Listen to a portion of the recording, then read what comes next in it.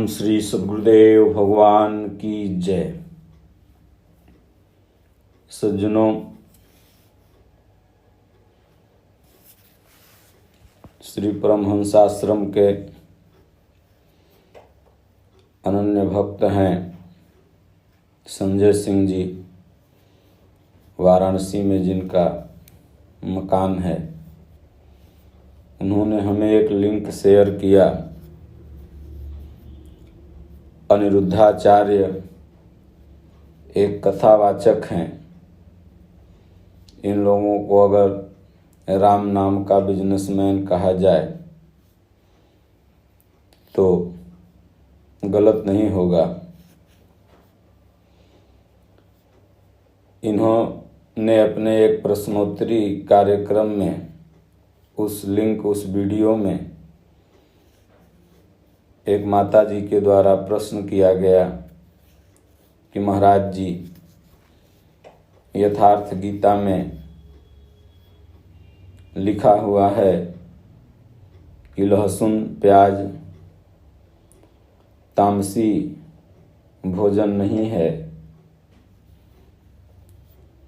और हमसे तमाम लोग कहते हैं तुम भी खाया करो, ये भोजन तामसी नहीं है। सज्जनों, उसके बाद उन्होंने कुछ बातें अपने वीडियो में ऐसी कही जिससे हमको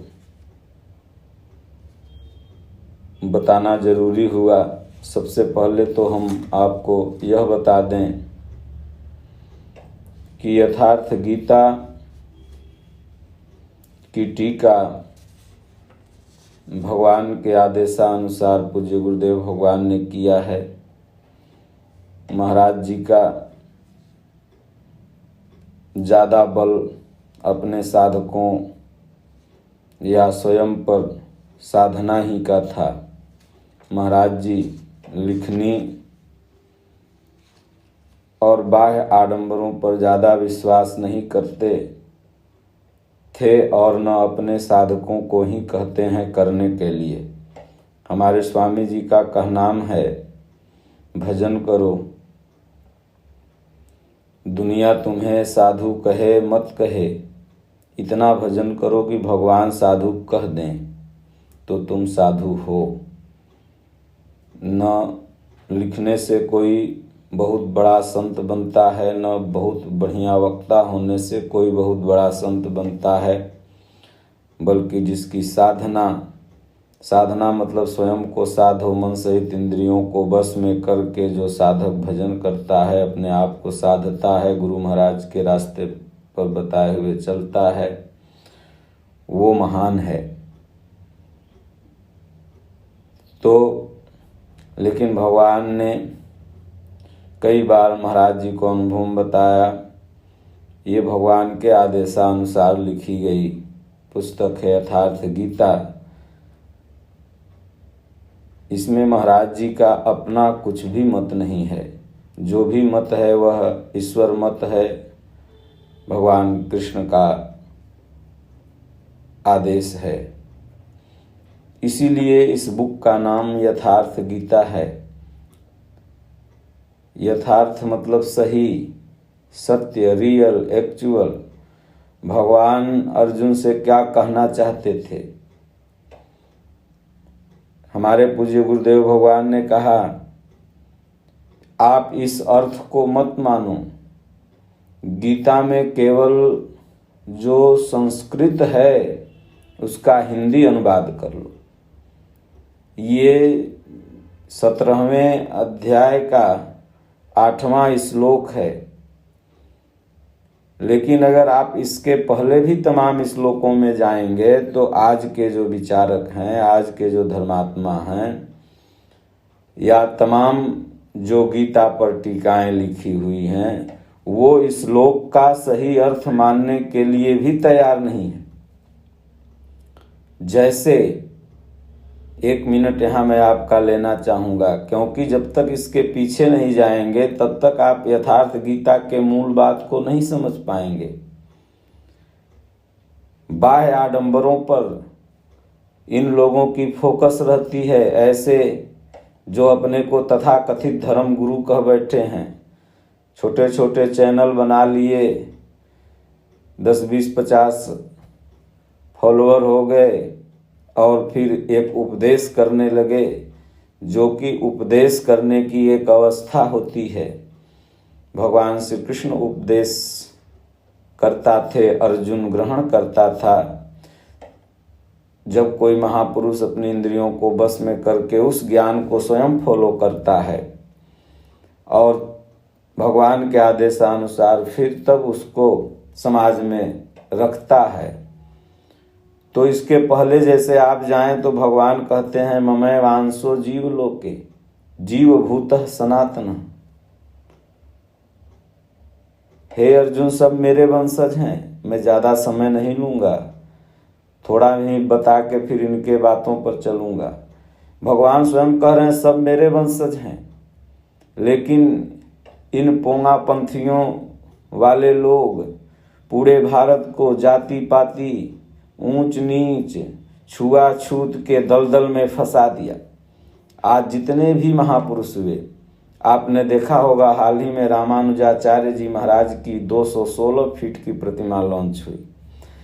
उनके पूरे जीवनी में हम न जाते हुए उनके एक विशेष गुण की चर्चा करता हूं कि बस उनमें यही था कि वो सबको समान देखते थे, इसलिए वो इतने महान बने।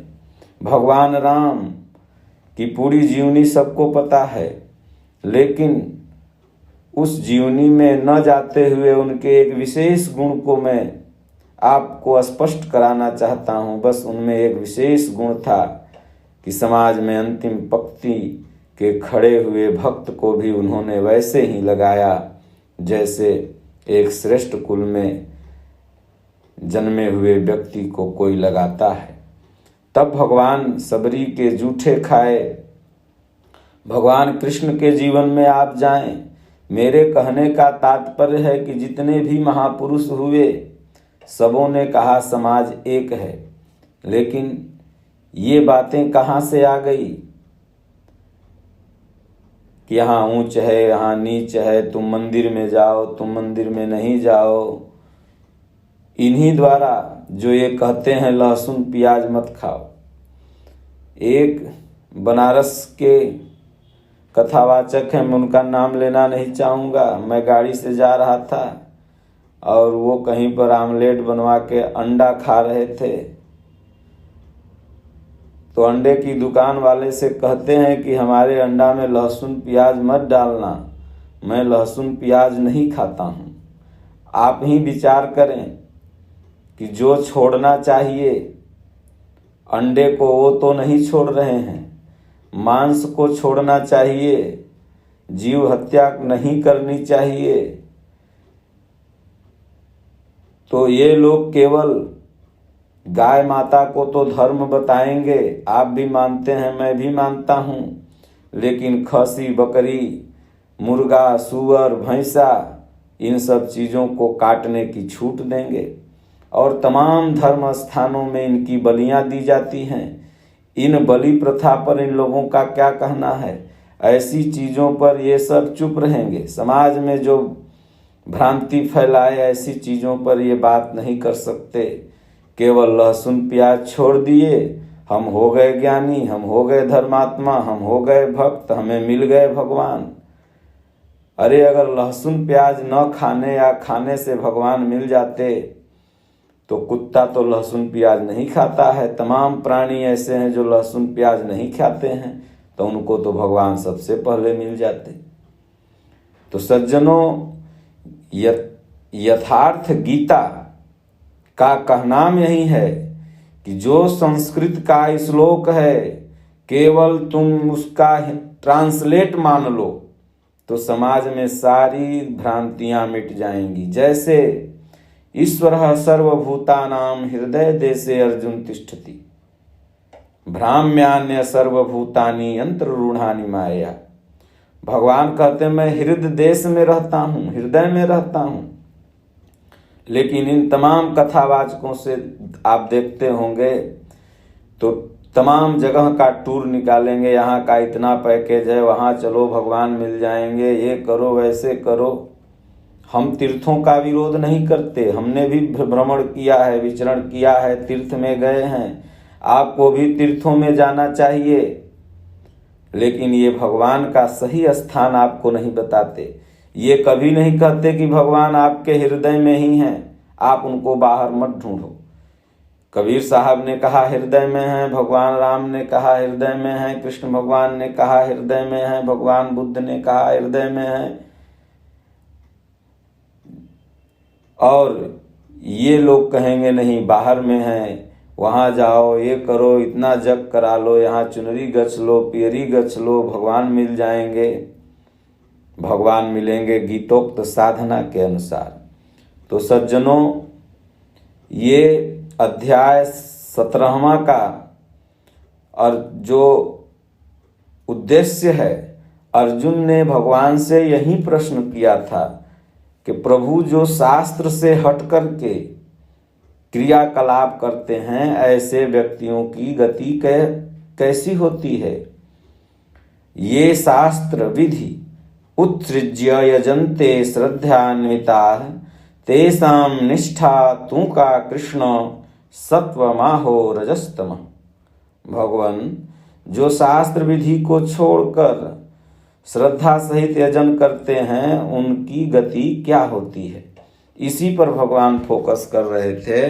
और आगे 8वें अध्याय में जो इस महिला का क्वेश्चन है, महिला ने यथार्थ गीता पढ़ी होगी उस माता ने, तो उसका क्वेश्चन तो सही है, क्योंकि जितनी उसकी जो स्थिति है उस हिसाब से उसने किया है। समाज में बहुत सारे लोग होंगे और वो महिला सोचती है कि बस हम लहसुन प्याज छोड़ दिए तो हमको भगवान मिल गए। उसने एक बार भी यथार्थ गीता अगर पूरा पढ़ा होता तो उसका सारा संदेह नष्ट हो जाता। और ये जो तथाकथित लोग ज्ञानी अपने को बन गए हैं, ज्ञानी हैं नहीं, अभी साधना है नहीं, वाचिक ज्ञान है, थोड़ा बहुत रटंत विद्या है, उसी के अनुसार कुछ कुछ बताते हैं। इन लोगों के मेकअपों में लाखों रुपए खर्चे होते हैं, ड्रेसों में लाखों रुपए खर्चे होते हैं, और इतने संलिप्त हैं, उसके बाद ज्ञान की बातें ऐसी ऐसी करेंगे कि पूछिए मत। तो ये 8वां श्लोक क्या है कि आयु सत्व बलारोग्य सुख प्रीति विवर्धना रस्याः स्निग्धाः स्थिरा हृदा आहाराः सात्विक प्रिया। भगवान कृष्ण कहते हैं अर्जुन, ये गुरु महाराज ने नहीं कहा, ये अगर सोचने की बात है कि इसका केवल आप हिंदी ट्रांसलेट करिए तो इसका क्या होगा, तो इससे ही आपको इसका अर्थ स्पष्ट हो जाएगा। आयु बुद्धि बल आरोग्य सुख और प्रीति को बढ़ाने वाला, रसयुक्त चिकना और स्थिर रहने वाला तथा स्वभाव से ही हृदय को प्रिय लगने वाला भोज्य पदार्थ सात्विक पुरुष को प्रिय है। बस इसका इतना ही हिंदी ट्रांसलेट है। ये ट्रांसलेशन आपको जितनी भी गीता मिलेगी इतना उसमें मिल जाएगा। अब महाराज जी यहाँ क्या बताते हैं, जो खान पान पर लेके भ्रांतियां हैं, मैं ये नहीं खाता, मैं वो नहीं खाता, इसके लिए महाराज जी ने कहा कि कोई भी भोजन तामसी राजसी सात्विकी नहीं होता, बल्कि उसका प्रयोग होता है। जैसे बहुत सारे लोग होते हैं जो दूध अंडा एक ही साथ खा लेते हैं, बहुत सारे लोग होते हैं जो मांस खीर एक ही साथ खा लेते हैं। जैसे आपकी मोबाइल है, मोबाइल थोड़ी खराब है, इसका प्रयोग आप कैसे कर रहे हैं, इसका प्रयोग किसी को धमकी देने में कर रहे हैं, किसी को गाली देने में कर रहे हैं, या बात करने में कर रहे हैं, तो इसका मतलब मोबाइल थोड़ी खराब हो गया। मोबाइल तो मोबाइल है, आप प्रयोग उसका कैसे किए वो खराब है। तो महाराज जी ने इतना ही बताया। हृदय को प्रिय लगने वाला जो तामसी व्यक्ति होगा उसे अच्छा चीज लगेगा ही नहीं अच्छा। अब तामसी व्यक्ति अगर सत्संग में कोई महात्मा के बैठ जाए तो उसे अच्छा ही नहीं लगेगा, लेकिन हाँ, उसमें पुण्य के बीज अवश्य हो जाएंगे। महान तामसी था, भगवान बुद्ध का दर्शन हुआ उस लकड़हारे को, साधु माने जानता ही नहीं था। भगवान बुद्ध के पूर्व जन्म की ये कथा है। लकड़हारे थे, महान तामसी थे, लेकिन एक महात्मा का दर्शन हुआ और 200 जन्मों के अंतराल में भगवान बुद्ध हो गए। तो इसलिए कोई आहार गलत नहीं है, उसका प्रयोग गलत है। और लास्ट में महाराज जी ने यह भी बताया, सत्संगों के माध्यम से भी कई जगह बताए हैं, इसमें भी बताए हैं कि यद्यपि शुद्धम लोक विरुद्धम न करणीयम न करणीयम। जो साधक है, लेकिन जो गीता है वह विश्व व्यापक है, विश्व के शास्त्र के लिए है, मानव धर्म शास्त्र है। इसलिए अमेरिका वाले, चीन वाले यह न सोच लें कि हम तो मेढक खाते हैं, हम तो दुम्बा खाते हैं, हम मांसाहारी हैं। आप उतना दूर छोड़िए, यहीं हमारे ही देश में ठंडा प्रदेशों में आप जाइए, झारखंड वगैरह में जाइए, जहाँ पर भगवान को भी मांस का ही भोग लोग लगाता है। वहाँ जो खाता है वहीं भगवान को देगा। जहाँ के लोग काजू किशमिश खाते हैं वहाँ भगवान को काजू किशमिश भोग में लगाते हैं। बंगाल में जाइए, मछली भात लोगों को प्रिय है। तो कहने का मेरा तात्पर्य है कि महाराज जी का जो दृष्टिकोण है, या भगवान श्री कृष्ण का जो दृष्टिकोण था, वो सिर्फ एक भूगोल के लोगों के लिए नहीं बल्कि विश्व व्यापक था। भगवान कृष्ण यह चाहते थे, महाराज जी ने यथार्थ गीता में यह बताया है कि एक बहुत बड़ी आबादी जो नॉन वेज का सेवन करती है, वो कहीं ये न समझ के बैठ जाए कि भगवान मेरे लिए नहीं है क्योंकि मैं नॉन वेज खाता हूँ। भगवान उनके लिए हैं जो लहसुन प्याज नहीं खाते, भगवान उन्हीं के लिए हैं, हम लोगों के लिए भगवान है नहीं। इसलिए गोस्वामी जी ने मानस में लिखा कि पुरुष नपुंसक नारी वा जीव चराचर कोई, सर्वभाव भजी कपट तजी मोहि परम प्रिय सोई। पुरुष हो, नपुंसक हो, नारी हो। अब सोचिए, इन पाखंडियों ने, ऐसे ही पाखंडी सदैव रहे हैं, आज ही नहीं सदैव रहे हैं। यहाँ तक कह दिया कि नारियों को भजन का समान अधिकार नहीं है, नारी भजन नहीं कर सकती, नारी को भगवान नहीं मिल सकते, नारी को तिर्यक योनि तक डाल दिया। आज एक माता जी प्रश्न कर रही हैं, यह शिक्षित समाज का देन है। नहीं तो एक समय ऐसा था कि नारी, आज इनसे जो माता जी ने प्रश्न किया वो नारी हैं, आज यह प्रश्न कर पा रही हैं, यह धीरे धीरे शिक्षा का स्तर बढ़ने के कारण। नहीं तो ये प्रश्न भी नहीं कर पाती, क्योंकि नारियों को पढ़ने का अधिकार ही इन पाखंडियों ने मनुस्मृतियों में हटा दिया था कि नारियां तो पढ़ ही नहीं सकती हैं, तो ये प्रश्न कहाँ से करती। तो कहने का तात्पर्य है कि ये अधूरे ज्ञान वाले जो होते हैं, ये एक तरह के समाज के कलंक होते हैं, जो बात को समझेंगे नहीं। इन महाशय से मैं कहूँगा कि आप एक बार पूरी यथार्थ गीता पढ़िए और उसके बाद इसके मूल भाव को आप समझिएगा। आप इसके 1, 2 श्लोक, 4 श्लोक, एक परिभाषा को पढ़ के इसके मूल भाव को नहीं समझ पाएंगे। एक जगह इसी वीडियो में ये महाशय कहते हैं कि गलत व्यक्तियों के द्वारा लिखी हुई टीकाओं पर आप ध्यान मत दीजिए।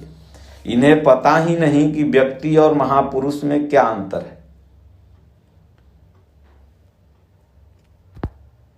और यह जो टीका है गीता, यह विश्व सर्वमान्य है। इसे विश्व के लोग पढ़ते हैं, दुनिया की हर भाषाओं में उपलब्ध है। इलाहाबाद हाई कोर्ट के जजों ने इसको पढ़ा और उसके बाद मानव धर्मशास्त्र की अपील की।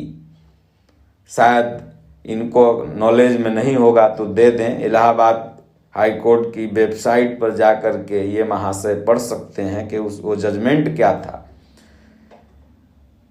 तो सदैव से धर्म में कन्फ्यूजन करने का इन लोगों का एक ढर्रा रहा है। महापुरुष जब जब धरती पर आते हैं तब तब समाज को एक दिशा देते हैं।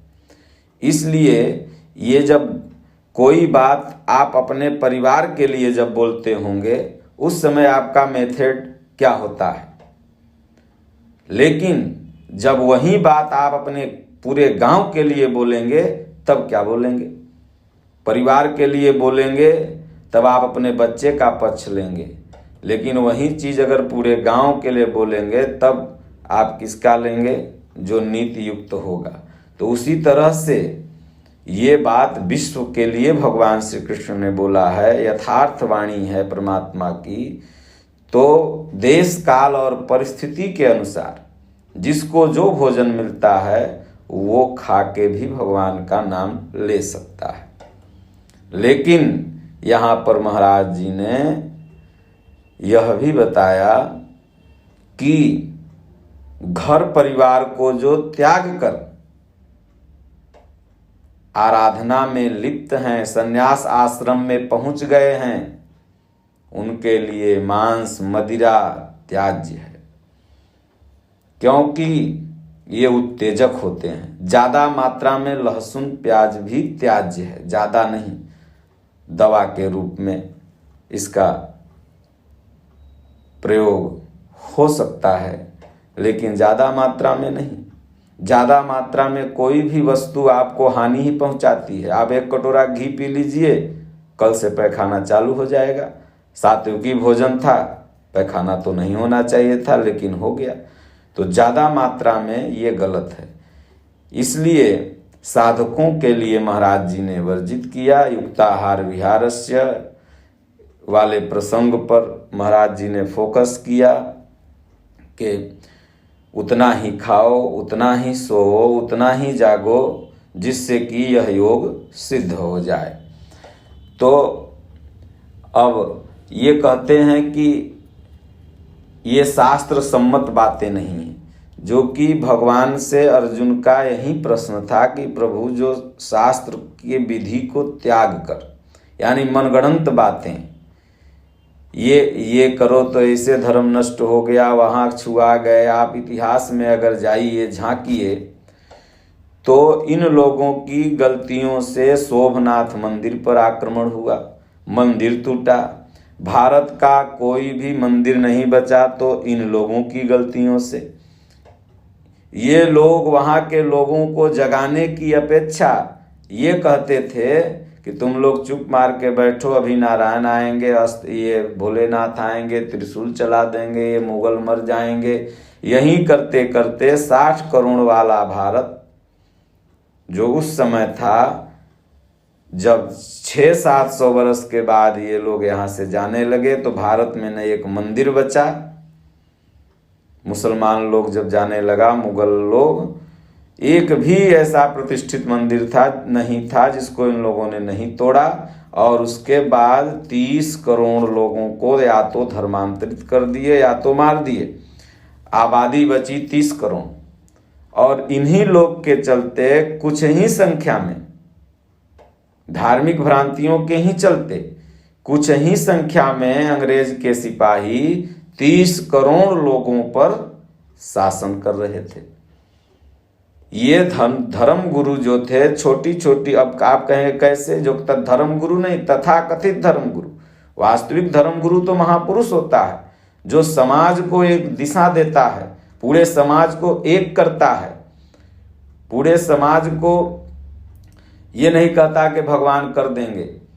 महापुरुष क्या कहते हैं, भगवान ने गीता में क्या कहा, कर्म करो, कर्म करो। भगवान ने कहा फल क्या होगा इसकी चिंता मत कर, तुम्हारा कर्म अगर पॉजिटिव होगा तो फल भी पॉजिटिव होगा, अच्छा होगा। कर्म गलत होगा तो फल भी गलत होगा। इसलिए कर्म कर, और कर्म को कराने में भी किसका माध्यम है, गुणों का। यही रजोगुण तमोगुण सतोगुण, सतोगुण रजोगुण तमोगुण, यही आपसे कर्म कराएंगे। आपका जैसा गुण है वैसा ही आप कर्म करेंगे। तो क्या एक व्यक्ति का गुण सदैव एक ही जैसा रहता है, नहीं।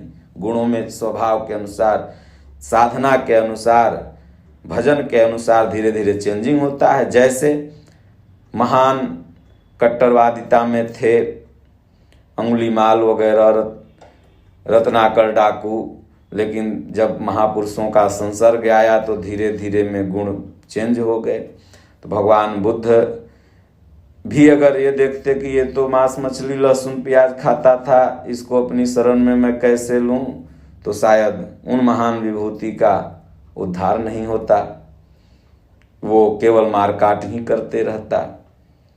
तो जबई से चेतई तबई से सुधरी, जन्म के उघरी जन्म के उघरी। जब धीरे धीरे आदमी तमोगुण से सतोगुण में, रजोगुण में प्रवेश करता है, रजोगुण से सतोगुण में, तो उसके स्वभाव में चेंजिंग आ जाती है। कहना ही नहीं पड़ता है कि ये खाओ ये मत खाओ।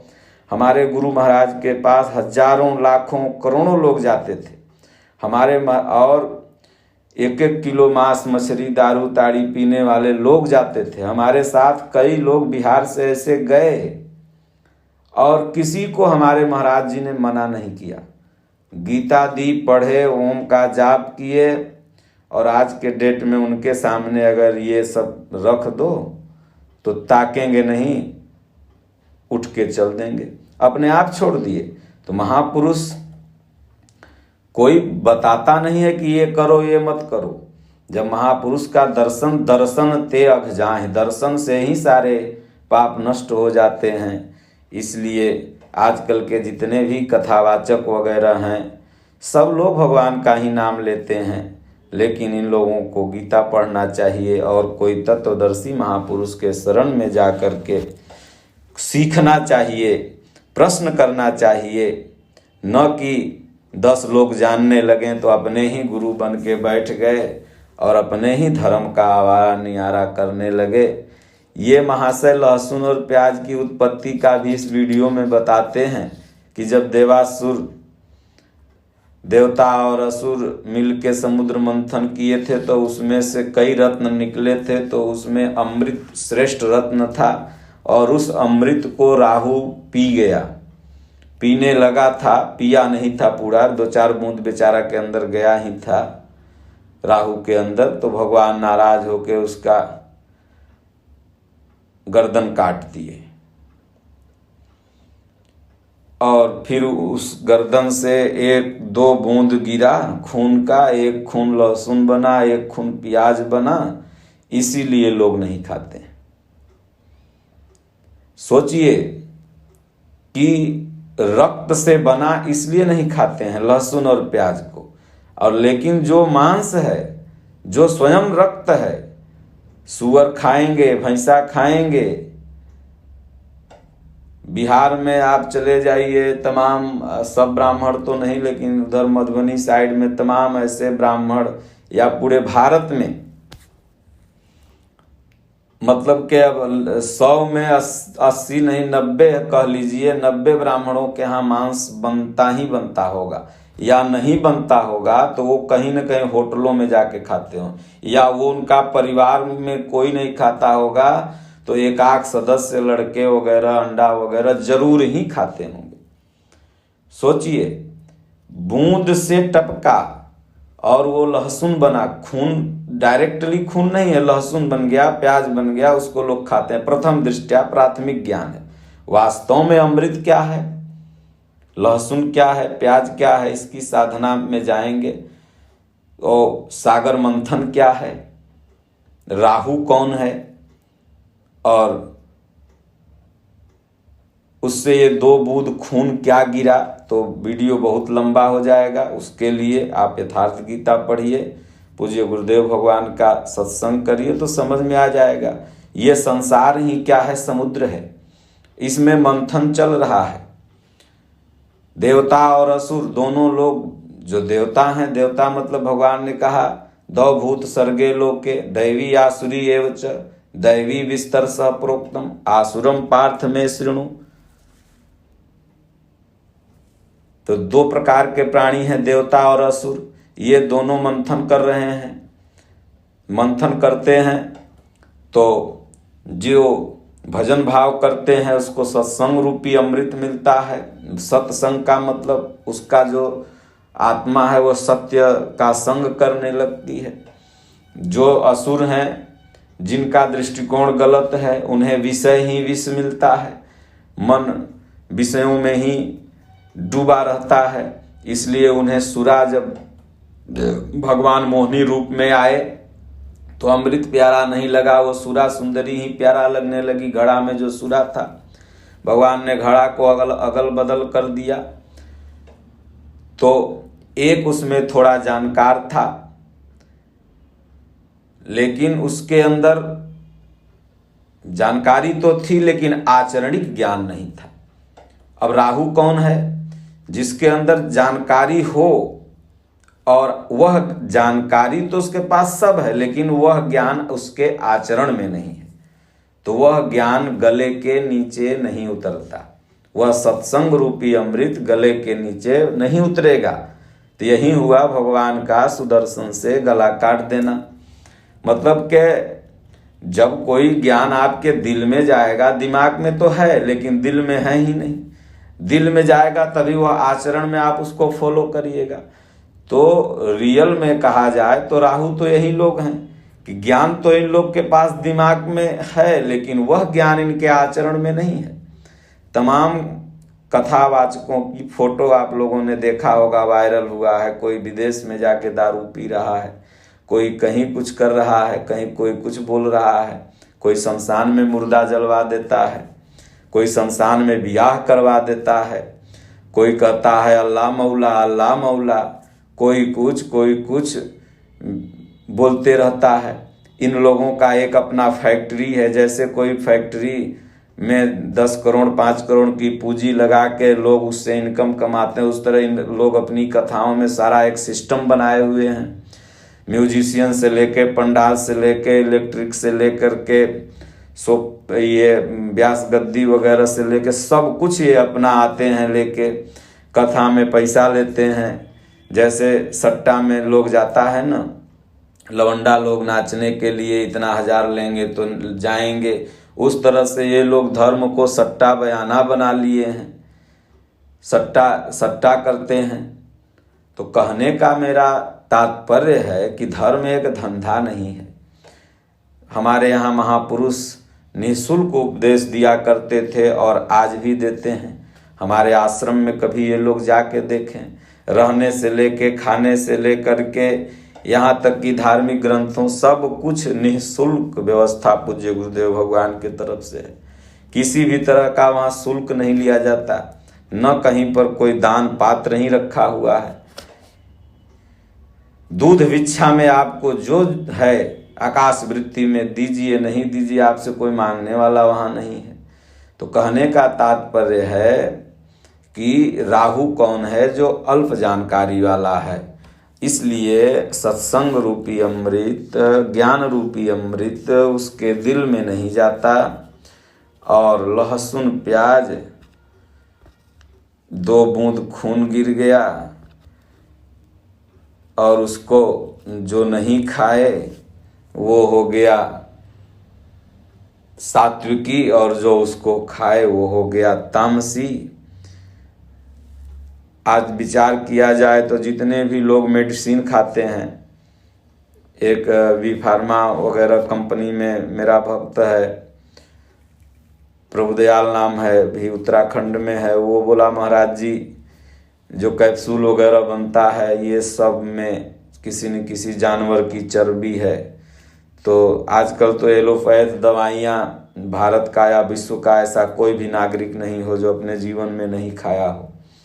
सिरप वगैरह जो कफ वगैरह बनते हैं इनमें तमाम चीज़ों का रस रहता है।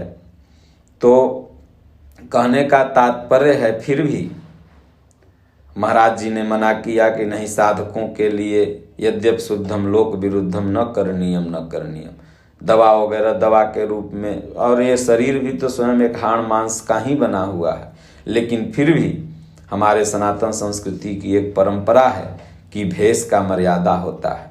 जैसे स्त्रियां तो सब एक ही हैं, लेकिन हमारे सनातन संस्कृति में पद है। पद क्या है? ये माता है, ये बहन है, ये साली है, ये सरहज है, ये बेटी है, ये स्त्री है, ये फलना रिश्तेदार है।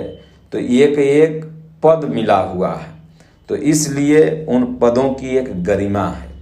तो इसलिए कहने का तात्पर्य है कि ज़्यादा मात्रा में लहसुन प्याज साधकों को वर्जित है, नहीं खाना चाहिए। लेकिन ये न खाने वाला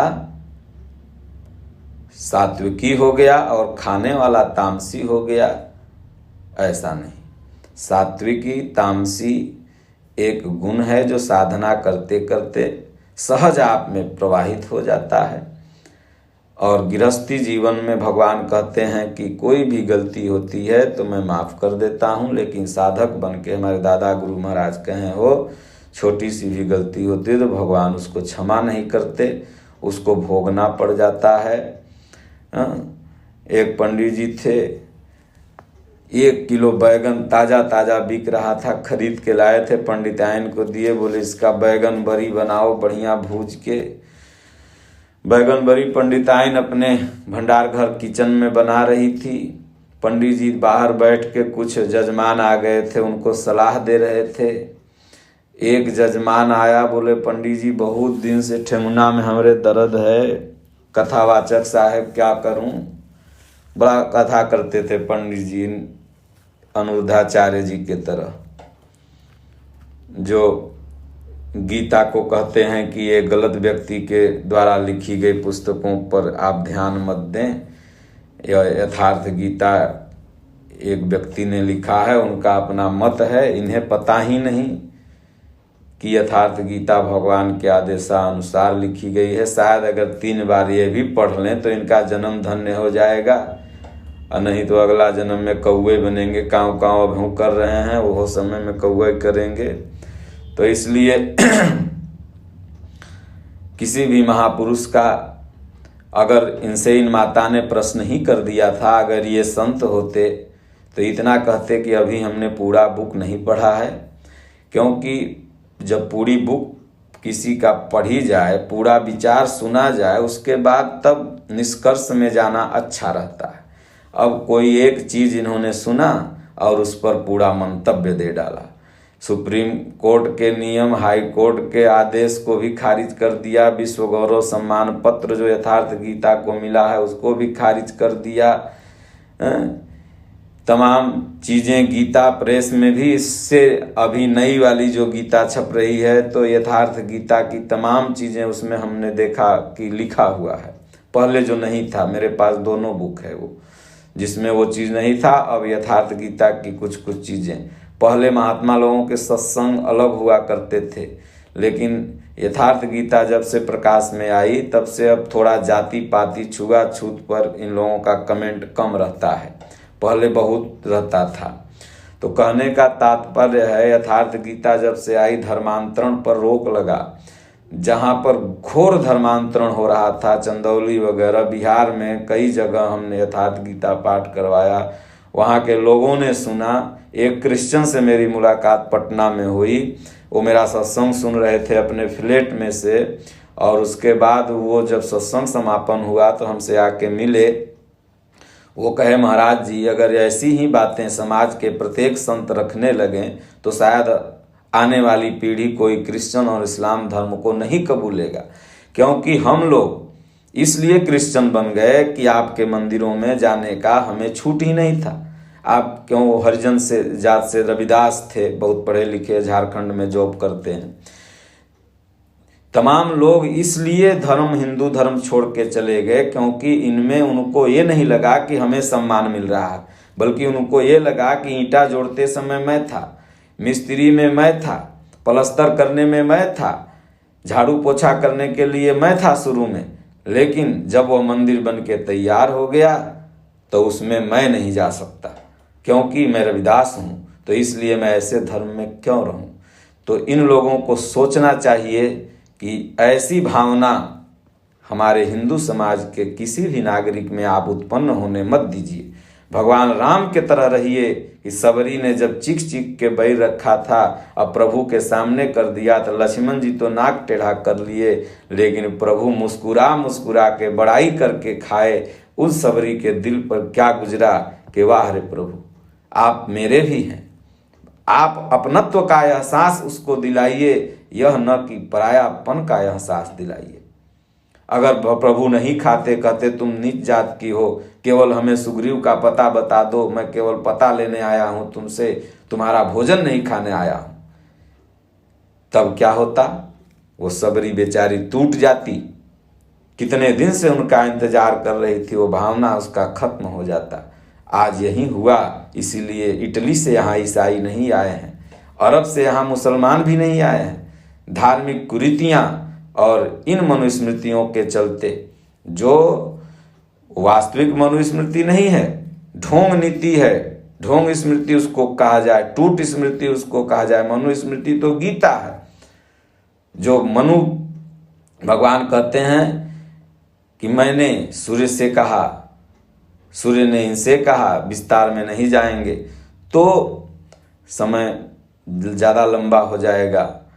तो इसलिए कहने का तात्पर्य केवल मेरा इतना है कि आप यथार्थ गीता पढ़िए, 3 बार पढ़िए, और यथार्थ गीता सेम वही 700 श्लोक है जो श्रीमद् भगवद गीता में है, और इसको 3 बार पढ़ के आप साधना में लगिएगा तो भगवान आपको अंदर से उठाने बैठाने जगाने अनुभव में बताने लगेंगे।